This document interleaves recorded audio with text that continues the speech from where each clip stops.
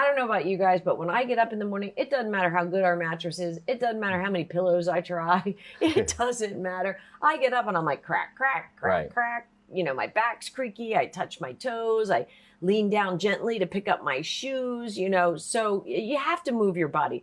Joint stiffness worsens as we age. And that's a fact.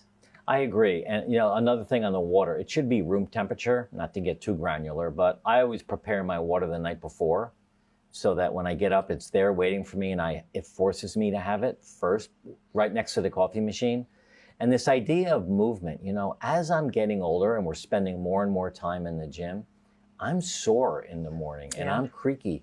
And when I put my feet down and stand up, I go, oh. But if you lay in bed for an hour, scrolling, whatever, you're not moving your body, you're not having your hydration, and it really creates a problem. So moving around the house a little bit, walk around a little bit, loosen up, feel your joints, and then you can sit and have your coffee. Or even good stretches, you know. That's true. As soon as you spin and your feet hit the ground and you stand up, do one of those like really good stretches where you're just really getting in between your rib cage and kind of moving around, you know. As long as you're able to support your joint health with stretching, movement, hydration, I think it's a good idea. All right, this third habit, and it's going to be hard for a lot of people, is stop turning the TV on first thing in the morning. I know so many people that come out of their bedroom and the first thing they do before the water and the coffee and movement and stretching is turn on the TV. And that triggers all kinds of problems inside your mind and your body.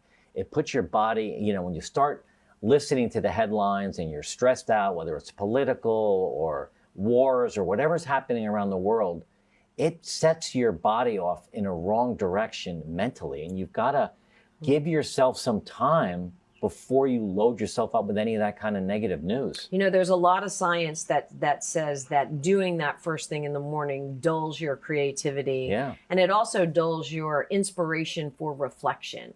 And if there's anything we need to be doing in this phase of life, it's certainly reflecting, adapting, and changing and moving forward. You know, the other thing it does is encourages a sedentary lifestyle. Right. So you turn the news on at, 8 o'clock, and 8 till 9 is news, and then the morning TV shows, and then the 10 o'clock show. Before you know it, you're there for 3 hours.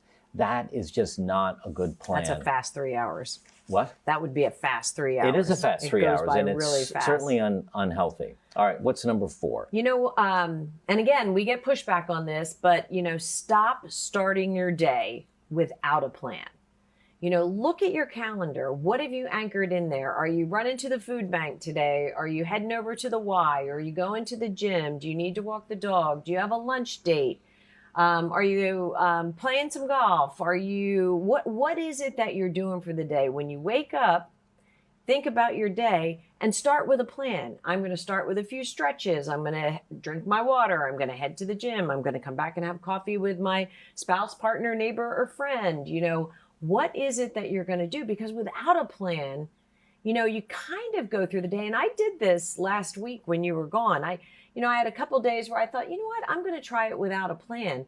And I literally bumbled around a little aimlessly. And then I thought, you know what, this is not working for me. I don't think I can ever go away again and leave you alone. You were a bumbling idiot when I was gone. What? An idiot? Well, I don't know. Where did that come from? That was my inside voice. You know what? Our grandson Luca would say, "That's not nice, Pop.